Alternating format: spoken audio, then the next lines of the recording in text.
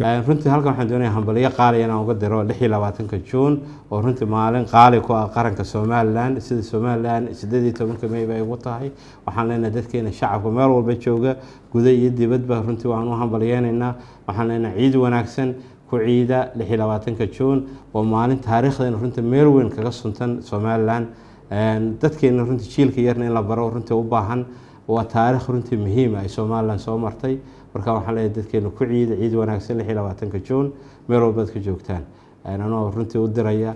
ka wakiila maxaa shacabka ku nool Jamhuuriyadda Djibouti ee reer Soomaaliland waxaan leenahay hambaliyo ayaan hawadiina soo marin xeebaha waqooyiga geeska Afrika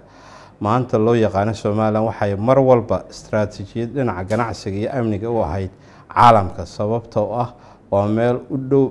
Bab el-Mandeb kuna dheerar badda cas ama sida loo yaqaan Red Sea waagi boqortooyada Cusmaaniyiinta bartamihii qarnigii 16aad boqortooyada Cusmaaniyiintu waxay degtay xeebta Soomaaliland ee ku yaala meel u dhow Bab el-Mandeb qodobka labaad saameynta maamulka Ingiriiska ee Soomaaliland 1884 ilaa 1960 xukunka Soomaaliland ka dhacay ee masaaradu ka baxday waxa saraakiisha Ingiriiska ee heshiis la saxeexdeen wax qaradkii Soomaaliland taas oo ay Soomaaliland noqotay maxkamad hoos tagta wadanka Ingiriiska saameyntii khariidada Soomaaliland heshiiska Anglo-French marba sida loo yaqaan ee ahaa 1888 khariidadii u dhaxaysay Soomaaliland iyo Djibouti waqtiga la sameeyay waxa ku xigay heshiiskii Anglo-Italian ama Talyaaniga ee 1894 oo khariidada u dhaxaysa Soomaaliland iyo Soomaaliya qodobka afraad dagaalkii daraawiishta iyo Ingiriiska kacdoonkii daraawiishta waxay si dhaqso ah ugu faafeen maxkamada Ingiriiska ee Somaliland Protectorate Soomaali Talyaaniga iyo Ethiopia waxaana la aasaasay sanadkii 1899 taas oo dagaalo badan ay la gashay dawladda Ingiriiska waxaana meesha laga saaray sanadku markuu ahaa 1920 xorriyaddii Soomaaliland 1960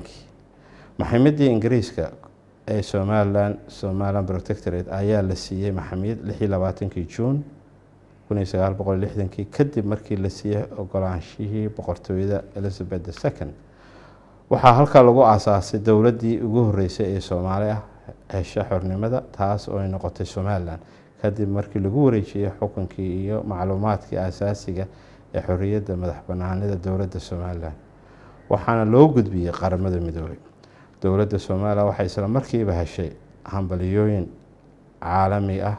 oo congratulatory telegrams oo ka yimid 35 wadan oo ay ka mid yihiin dhammaan 5 xubnood ee joogtada ah ee ka tirsan golaha ammaanka ee qaramada midoobay Soomaaliland iyo Soomaaliya waxa dagaal iyo tacab badan loo galay sidii Soomaaliland dib ula soo noqon lahayd xornimadeeda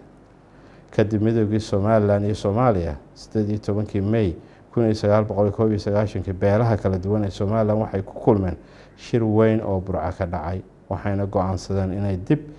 u soo ceshadaan madaxbannaanidii Soomaaliland hogaamiyaashii SNM iyo odayaashii beelaha waqooyiga Soomaaliland waqtiga ay ku kulmeen shir weynihii ugu weynaa oo ka dhacay waqooyiga Burco